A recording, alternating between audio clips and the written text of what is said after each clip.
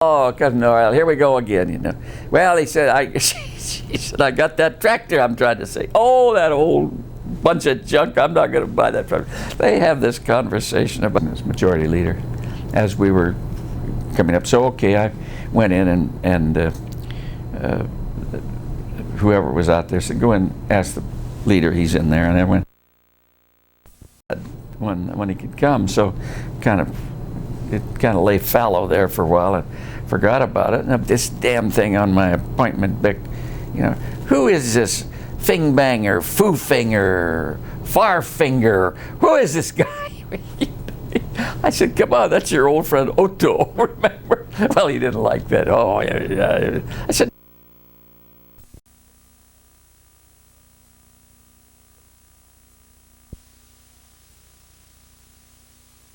the story, you know, we'll be here all night because these things came up, and my type of reporting was to report the man, and these little things came up, and they were rooted in the past. This one spans the difference between, or spans. Okay. Take three, Hugh Sidey. But all through that, number one, you start out with 61, where he had to kind of steady the government. And people left him right and left. McGeorge Bundy, his national security man, left him. And McNamara stayed on, Rusk stayed on. But so many people, there was a transition there. And he's trying to cope with Vietnam, and then the Kennedy legislative program had largely been stalled. Most of the bills that were passed by Johnson from the Kennedy legislative agenda then, and then he devised the Great Society, which came on later. I don't know, my memory's a little vague about the things that went on in 71. I remember how hard he worked on the legislation. He always had people down.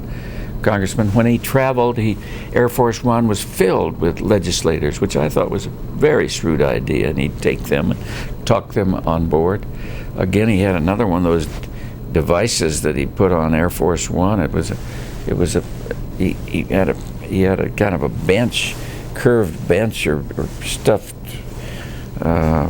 really a couch there that was curved, and Johnson was in a swivel chair, bolted to the floor. Across from that, and there was a table between them, but it turned out Johnson could raise or lower his chair so that if he wanted to kind of dominate him, he'd raise himself up and look down on these people on Air Force One. When we went around the world that time, he also had an exercise bicycle brought along, and they bolted it to the floor. And I remember once they took us on board, and he was pumping away there while we were talking to him about his trip. And odd, he wasn't on Air Force One. He was on a backup plane. Air Force One was someplace, but he had the windows blanked out. Why he didn't? He wanted to fly without looking out. I never did understand that, or whether that was just a one-shot deal or not. But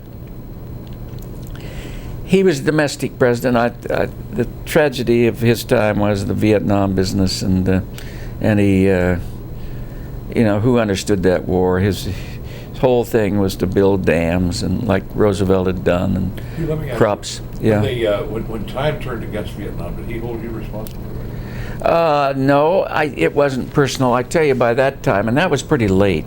When time turned against, that would have been almost 66, 67 in that period. I tell you, Johnson had withdrawn pretty much. There wasn't that free and easy relationship with the press. I don't think he had many interviews. Didn't do much, so that I don't know how he felt about it. Had a few brushes with him, but I think by that time that it didn't much matter. There wasn't a personal feeling about it. In the early days, I could get to see him almost any time I wanted, and if there had been a bill passed or an episode, well, I asked, and he'd take me to the little office, and he'd tell me. Johnson was a very good reporter, by the way. he loved to tell you what the guy looked like. And I went in there once after he'd, I think with Pete Lissagore, a couple of other reporters, after he'd summoned Bobby Kennedy down and told him that he was not going to have any cabinet member as a vice presidential choice. And Johnson was describing Bobby and how he could see his little Adam's apple go up and down when he swallowed and that sort of thing. Again, it reminded me of the time when he was describing John Kennedy as this rickety little guy, and about how Bobby was there, and that he kind of liked to grind it in. And he spotted those things with people. He could. When he came out of a meeting, he was a wonderful raconteur of the event. Tell you what the people looked like, what they said, what they talked like. Again, like the Glassboro Summit meeting, and then he had these images that he brought up.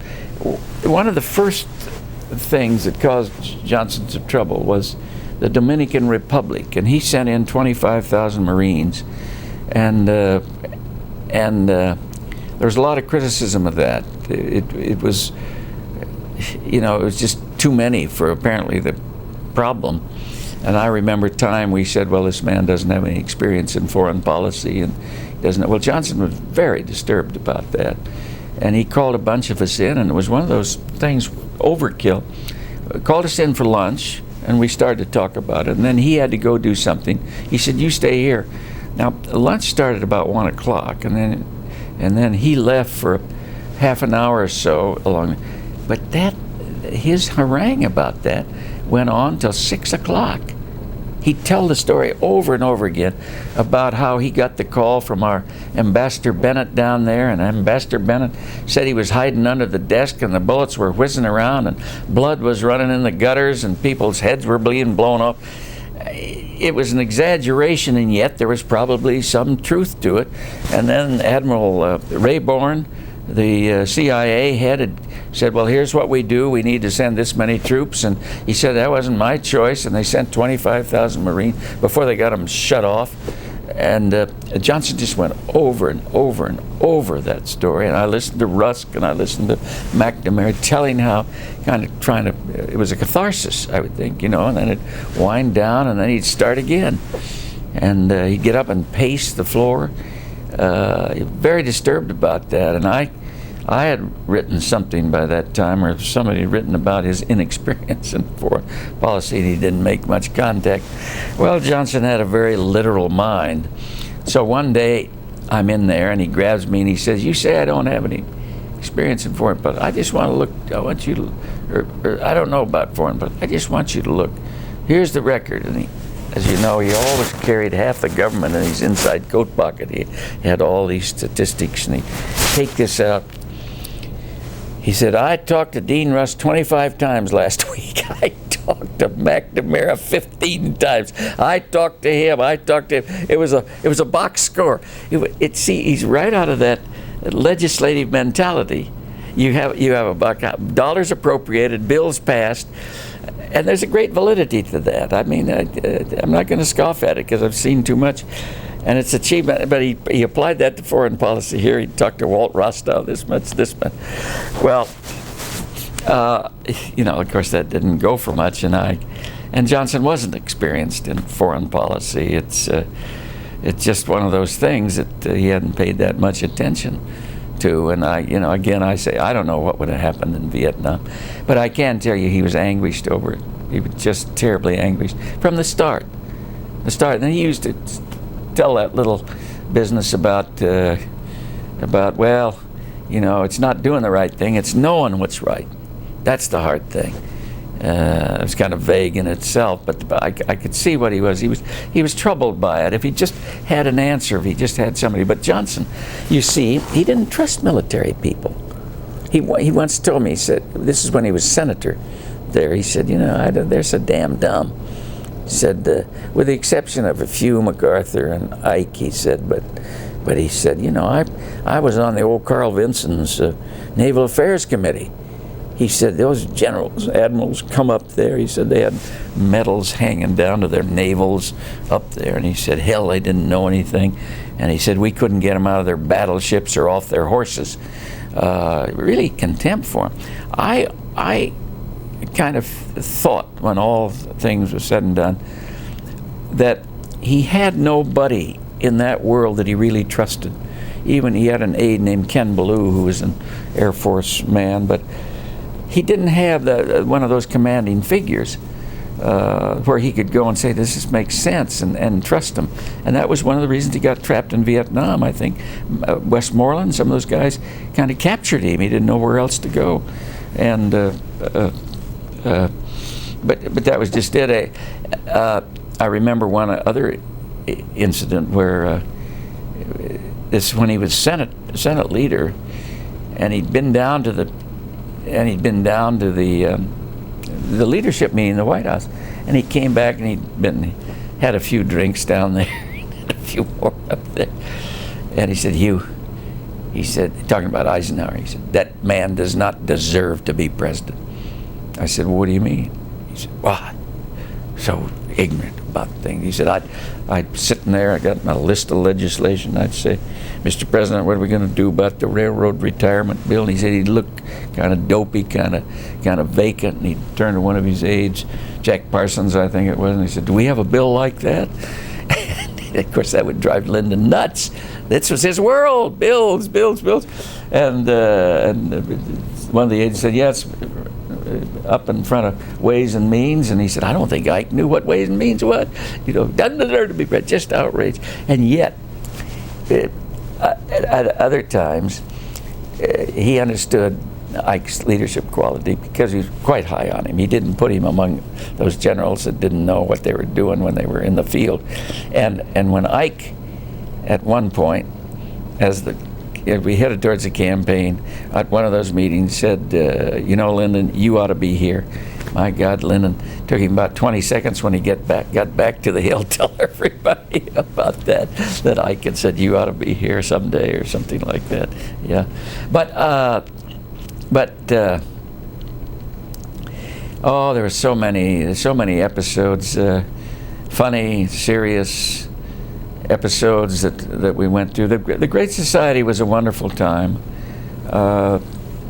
His idea, that we should somehow get rid of poverty, we somehow do these other things, build houses. This is what he wanted to do. He loved the whole idea. And I remember sitting beside the typewriter one night with Dick Goodwin, who was writing the Great Society speech and the program. Speechwriters helped focus it, and we went through all that, and it was really quite a remarkable thing. And then I remember when he gave the speech, which really mesmerized us all, and that was at the University of Michigan, as I recall, Ann Arbor, where he gave the Great Society speech. Very inspiring, very inspiring. Johnson had a hard time with television, though. I remember that speech. Here's the Great Society speech. We're in the bowl there. The Ann Arbor Stadium is filled with people.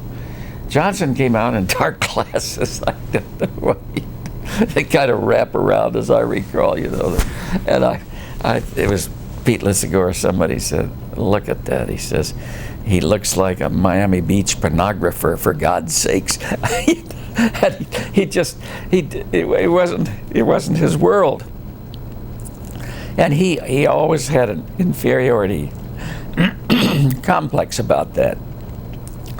Because he said, many times he would say, well, you're just against your old corn-pone president with the funny accent. Just couldn't, he just felt that. And there was a chip on his shoulder. McGeorge Bundy, who, before he left the White House, after Lyndon had become president, told me, one day I went down, and Bundy's the ultimate blue-blooded Ivy League, sitting there in that little office, which used to be the NSC guy, and he's in his chinos and these granny glasses. All that. He drove you nuts sometimes, but he made a good point that day. He said he was just ashamed that Lyndon Johnson hadn't gone to Harvard. I said, well, Mac, what's the problem? He said, well, if he'd just gone there, he said he wouldn't have had this chip on his shoulder that he had to tell everybody how Texan he was and how backwards he was, and he'd have more trust of people like that. And I said, well, what do you think, Mac? Had he gone to Harvard, and Bundy said he'd have led his class. He said, I've never known anybody smarter than Lyndon Johnson. He would have led his class. And there was some truth to that. Johnson just had to, one time he came out of a cabinet meeting, I forget what it was about, and he said, well, boys, he said, I looked around that cabinet table. He said, there were 3 guys from Harvard, there were 2 from Princeton, there was a Yale man or 2, and somebody from Stanford, and 1 little old guy from Southwest Texas State Teachers College, and he just had to grind it in to these guys that he was that fellow, and so there was, I think, a sense of inferiority, and he compensated the other way, unlike Harry Truman, who didn't give a damn. And Harry Truman was confident in his own shell and never went to college. To hell with it. He got along with Atchison, but he also knew who was boss. Wasn't any question. And so that was a handicap with Johnson. But there was also the aura of power when you were around him, when you saw that. I remember him talking about de Gaulle and how de Gaulle was so difficult in that time. He'd withdrawn from NATO, and he didn't believe the United States would back him up. The Soviets had 4 million people under arms. And old Johnson, with one of those favorite sayings of his, he said, old de Gaulle just throws those high balls. He said, I just step back from the plate, let him go by. Don't say a word. That was the way to kind of treat de Gaulle. And the Soviets, I told you about that, how he, in the summit meetings, over in Vietnam, I was there with him. I was there that night. In fact, I was in the room where he said, let's bring the coonskin, or come home with the coonskin on the wall, with his commanders there. Never figured out exactly in his mind whether he thought they could win it. At what point he decided they couldn't win the war. Again, I think this was the deficiency in his background, interest in military affairs, and the diplomacy. That just wasn't his world. And his world was, again, I'm a little vague about it, but I think 64, 5, and 6, we just had spectacular years with the U.S. Congress. Bills passed, and basically that was Lyndon Johnson. He knew Mike Mansfield was the leader, but there was constant communication. He had him down. There's a wonderful story about Vietnam when Johnson was angling for what later became, I guess, the Gulf of Tonkin resolution. Johnson was wanted support from the Congress, and one of the Johnson's aides was in there, and he said, I'd never heard anything like this. He said, Johnson said, I want some backing. Everett Dirksen was there. I want some backing, Everett, from the Congress. We've got to stick together. Of course, Dirksen wasn't quite sure whether this was politically wise or not, and he wasn't going to commit himself to it. But he talked. And this fellow said, I'd never seen anything like this. These guys talked around the issue. And he said there was body language, shrudges and winks and all that stuff. And he said, I had the feeling they were cutting a deal, but I didn't. He said, I didn't have any idea what it was. But it was a deal in which Ev said, I'm not going to say it publicly, but you go ahead. I'll help you when things are tough there.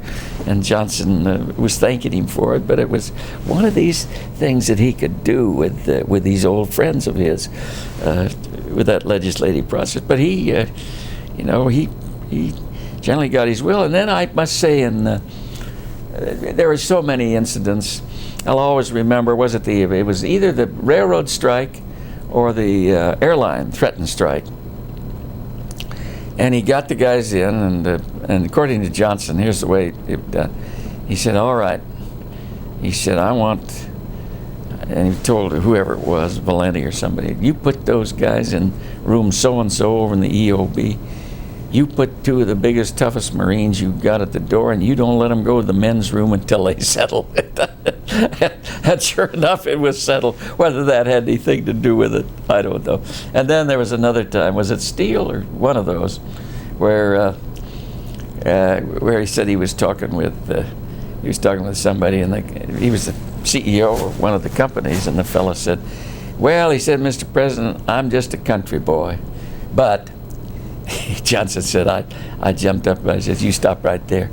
He said, every time I hear that, he said, I reach for my wallet because I know those country boys.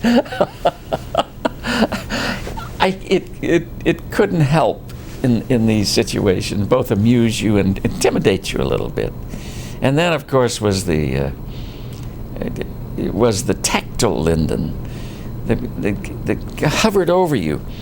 I was there. I remember when on some of those back in the Senate days, when Teddy Green retired as Foreign Relations Chairman. There's a wonderful sequence of pictures in all these books about him leaning over Teddy Green, and I was at the door, I remember, with George Thames, a photographer, who took the pictures, and he'd thrust his nose right up at you, and talk to you, and then thump you and squeeze you. There was one lady correspondent that said she was black and blue in the most intimate places when they got done with one of those sessions like that. And Barry Goldwater came out of the Oval Office one time. Honest to God, he said, he's the only man I know who breathes in my mouth when he talks to me. That was true. Johnson would get right up, but it had its effect. It was this irrepressible force. Anyway, the legislation was just great, and Johnson was so proud of it. And he'd say, and he'd have that box score in his inside pocket, and he'd say over 100 bills, education, health bills, and it truly was revolutionary. I've decided, looking back, that he probably was his own worst enemy. There were probably too many. You just couldn't absorb this man. We used to struggle for one bill, one reform bill, and that would take most of a session up. And this guy passed these, where we had help for education, and housing, and health, and all of that sort of thing. Amazing, amazing record. God knows what would have happened to this country without that on the, with Vietnam, that came on, and then the racial upheavals and all that. Had we not had that base of the Great Society there that was in place, a lot of people say, "Oh, it was too much." Yes, but part of the excess came with Nixon and Ford, where they put in the cost of living increases and they just let it run. Johnson was petrified about this idea of the dole. I was in there one night when he was talking about, we don't want it, talking to Joe Califano, we don't want it on the dole. We're not going to put people on the dole. So I watched that in the New Deal. That people resent that.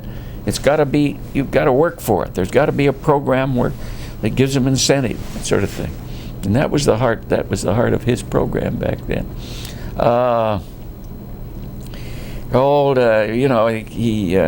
He had these work days that he claimed. That was about half phony, but and I don't know where he got the idea of it. But he would get up late. Sometimes he'd be in bed at 10 in the morning, still dictating. And that wonderful story about somebody came to see him, and they took him in the bedroom, and he's got the papers and everything going on, and they're talking about it, and also all of a sudden there's a kind of a movement on the other side. There's Lady Bird, who's in the covers with him, kind of sits up in the morning, gets up to leave. But he had this idea he would work at 10 o'clock or so, and then at 4 o'clock he'd take a 2-hour nap. And of course he had a whole ritual on that. He told me about the nap. You need a nap, Hugh. Got to have a nap. Sam Rayburn told me, he said, when you come to Washington, you just make way for a nap. Any other way to do it? And he said, it isn't a case of just sitting down or lying down. He said, take your clothes off, put your pajamas on, get into bed, take a real nap. So Johnson claimed he did that, and then he got to his shower, and then he'd work till midnight, or go to dinner, and then he'd work till 2 a.m. or something like that. And he had two That's the secretary. This kind of reminds you of Churchill a little bit. I don't think he read that much about Churchill. I don't think he read that much about anything. Johnson got his information, by the way, firsthand. That's what he wanted. Didn't want his memos longer than 1 page. I went in there one night and he was just raising hell with somebody because he was just sore and he was on the phone yelling, screaming about it because somebody sent him a 3-page memo. He said, I told him I didn't want that. I wanted it on 1 page. But he got the knowledge. He got the knowledge. He knew as much of what was going on as anybody, which has been reflected in the phone tapes and the tapes that you hear. I mean, this guy knew. Joe Califano's probably told this story about when somebody was raising the price of copper, and we were all concerned about because of inflation and all of that. And Johnson called in Joe and said, "There's some little guy from the New Deal that knew all about copper. Get a hold of that guy. Find him." Thought his name was Joe something, or I don't know, but and sure enough, Califano did research, found this fellow up in New York, expert on copper. Johnson didn't know about it, stored it in his mind, had the guy down. The guy said, "Yeah, there are copper reserves in these South American countries," and so Johnson, through some way, got them to agree to dump some if necessary. And communicated with the copper people. That ended the price rise. Johnson just knew how to do it. Knew where to go. Knew which guy to tap. I think his whole life was that way. And the Great Society came about that way. And there was never any doubt about his feeling about education. Now I heard the nigger jokes up in the Senate, and I've told you the one when he was a congressman, and it still went on. It still went on some in the White House. But I've subsequently believed that his transformation as one of the really the greatest president on civil rights since Lincoln, was true, was genuine. He had the courage to say it was wrong. That was just wrong to do that. And I remember him talking to me many times about those little Mexican Americans at Catula, where he taught after he got out of college, and he kind of loved those kids. They were charming kids, but they had nothing. As Lyndon Johnson had nothing, and he was determined to try to do something for them, as well as for himself. And I think that kind of ripened and flourished and burgeoned into a true understanding of the problems of Black America. And that story, of course, has been told many times. And the evolution within the White House was palpable. You could see it. The Voting Rights Acts, the Civil Rights Acts that he passed, was just all part of it. Oh goodness, I could go on and on. But I recall Johnson never went to Europe, which surprised me. He never, except for the Adenauer funeral, it was the only time he went to Europe. He was always in Asia, traveling, and we went to Europe for the Adenauer funeral. And there he met de Gaulle. De Gaulle came to that funeral. Very moving moment where they took Adenauer's body down the Rhine River and shot the cannons and everything. And there was a security scare also. People were up in arms. But I remember that Johnson's photographer was Yoichi Okamoto, wonderful photographer, and Oki was around. But they banned all the press from the meeting of de Gaulle and Johnson. Nobody was going to be in there, so a couple of us got a hold of Oki, that's what we called him, because he was going to be the only one. Said, "Oki, do us a favor, see if you can't pick up just a little something or other." Well, Oki was in there, and I remember he shot pictures, some very nice pictures of these two big, tall, proud people together, and Oki came out, said, "Sorry, boys," he said, "all I can tell you was that it was F2 at a 30th of a second." He hadn't heard a thing. That was the story. We had absolutely no account of that. I can tell you another story about Okie too. He took some of the most wonderful pictures of Johnson, and he before he left the White House, the Life magazine wanted to do huge spread, 20-some pages on Johnson of these pictures, because they really were good. And Okie had laid them out on the cabinet table, and I was to go over there and be with him as he went through them. And it was one of those terrible days on Vietnam, and he was just in a foul mood. And every effort I could make to kind of jolly him up just fell flat. He didn't answer. He just gave you this silent treatment. And he came on that picture of him sitting in the ranch with this little dog, Yuki, that he had with him. And the two were howling. It was the most, obviously Johnson was howling, the dog was howling. Most charming picture in the world. He just blew up. And he said, I've told you people time and time again to destroy that picture. I don't want it. Just get rid of it. I don't want the negatives. Well, nobody ever did because it was such a good picture. And later on, there was another picture, I think, who was the German chancellor then, with Johnson doing that, and Johnson apparently gave that picture out. I don't know, the total change. And I never understood why he didn't want that unless it was this idea, you're corn-pone president again, down there at the ranch doing these stupid things. But this was late. This was 67 or 68 when he did that. But we didn't run the picture, but we ran the story, and it was a beautiful story of Johnson inside the White House and doing all those things. The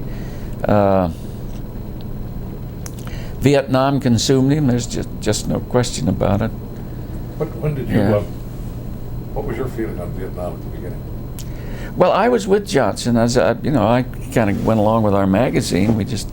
And Kennedy. I didn't know that much about the world, and the feeling was that I remember Kennedy talking about it when the first thing, Laos and Cambodia and that whole thing, and then Vietnam kind of came later, and then Kennedy sent over the troops. Good heavens, we ran the world, basically. It sounded quite reasonable to me. I didn't realize the problem, although I did know Kennedy had talked to MacArthur, he'd talked to all the generals over there, and they said, don't do it, don't get into it. But he did. He sent the troops. And I had no reason not to believe that Johnson was getting the best information possible and was taking the right course on it. I, like others, Hedley Donovan in our magazine, and myself to a lesser degree, I try not to really decide about issues. My role was to report what these guys thought and what they did. And not being an expert on it, it was obvious that it was creating great havoc in the country. I couldn't ignore that. They were tearing things apart, as you know, the demonstrations out in front and around the White House and all that sort of thing, which pained the president a great deal. As you know, towards the end of his term, he couldn't go any place and not expect a demonstration unless it was a military installation. So we went there, and so it had kind of circumscribed him. But I thought his moves made good sense, I guess, right up to the end, and then the ultimate sacrifice, I think, that where he recognized that it would be best if he got out. What was the last time that you saw Johnson, and the last time you had a one-on-one meeting with him? Well, I never went down to the ranch, and he was down there 3 years, so the last one would have been sometime in that last year. I just, it's all vague.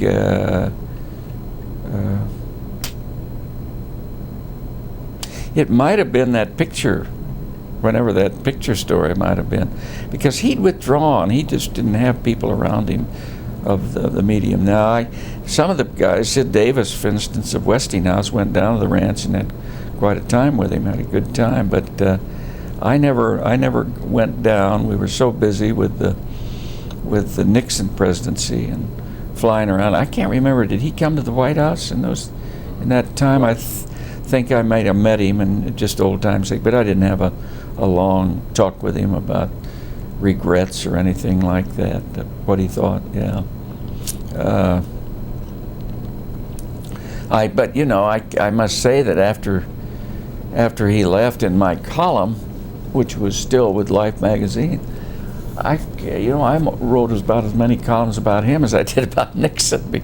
Again, because he was so involved with the world, so much of it was a carryover from him, and plus he was so colorful and so quotable that you'd go back and bring up something from his time,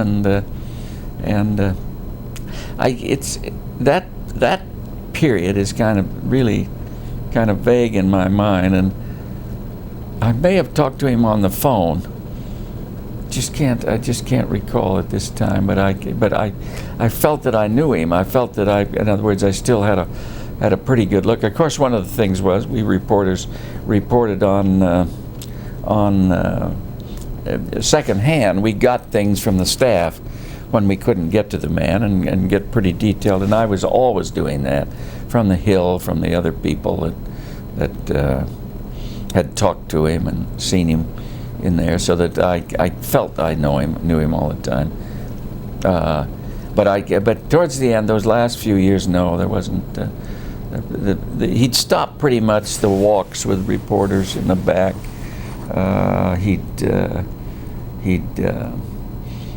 pretty much the one-on-ones in there. I think maybe Pete Lissagore got to see him, but I don't recall in those last months that there was really any on-the-record interview with the media. I just think he shied away from it.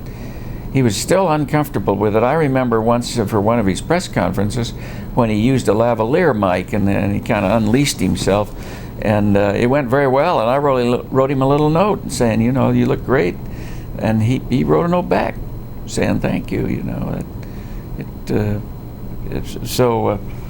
but then, you know, that kind of closed off. He never did it again after that one time. Yeah, for reasons I don't understand, but it was. There two reasons have been advanced, but I think probably the one was that he really didn't feel it was presidential. It was more that quote-unquote stuff again. Yeah, but he was relaxed, and he kind of seemed to me he wasn't pinned in. That was another thing. When he traveled, he had this podium made, and it had all these microphones so that they surrounded him. They were in the sides, and it was a thing. And then the Signal Corps wrapped it in quilts and carried it, and we called it Mother because it gave all the life services, had places for the water, and then you'd press a button and it'd raise you or lower you, because a lot of those guys he talked to were little guys, and so he had to raise them up to, and had a seal on the front, and then you pressed it, and like periscopes, the teleprompters rose. And when he'd hit a foreign country or another city, you know, this thing would come out of the belly of Air Force One, and they'd roll it up and put it up there, and Johnson would step up to it, and I guess that was he liked that, the form, and he could turn either way, and the sound was still picked up from inside the thing, and that was his kind of format. And the other, informal.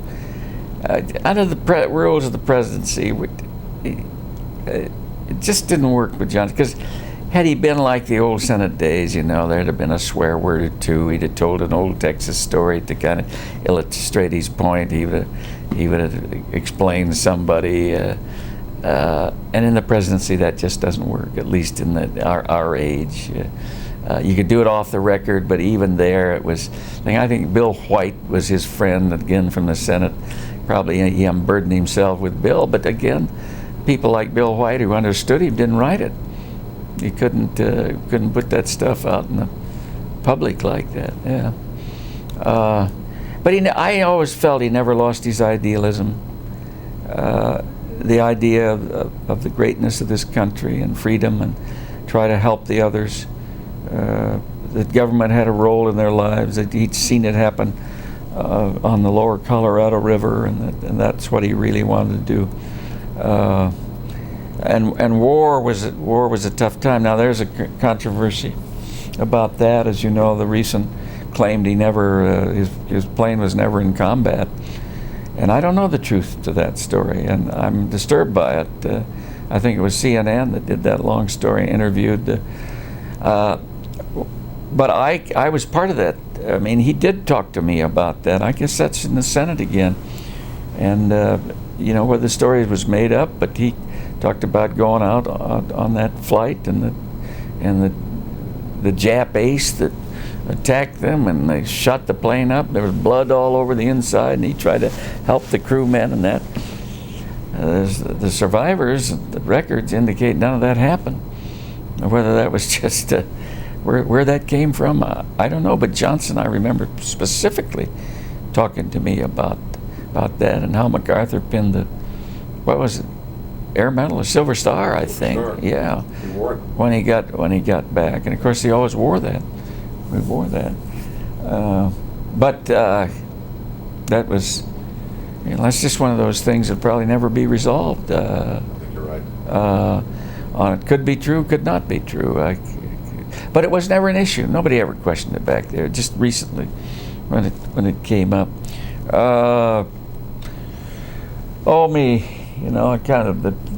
My train of thought has kind of run out. There are many other stories that just specific moments that would called in, and he'd have some kind of an account. I've got to tell you a little story there. We made him Man of the Year one year, and it was my job to get the artists in, and of course the artist we'd chosen to do the cover portrait was from down there in New Mexico, Peter Hurd, who did those wonderful Southwest pictures. And I remember we went over to do the picture, and Peter and his wife, who's a Wyeth, Henriette Wyeth, she's Andy Wyeth's sister, and we went in there, and Johnson was up and down, and Peter was trying to sketch, and Johnson, the phone would ring, and I'd jump up and down. Then he pulled whether it was then or a little later, pulled some Norman Rockwell pictures out, said, I really liked these. And of course, Peter Hurd, the artist, it was horrible. And I remember when we walked out, Peter Hurd was saying, oh my God, how am I ever going to do this? It's impossible, I can't, this is hopeless. Well, he went back for some other sittings, and I don't think he had any better luck, but he got pictures of Johnson, and he produced what was an excellent cover. And on the basis of that, they asked him to do the official portrait. And that was a real disaster, because he did the portrait, which I like, by the way. But he said it to Johnson, and Johnson looked, that's the famous saying, it's the ugliest thing I've ever seen.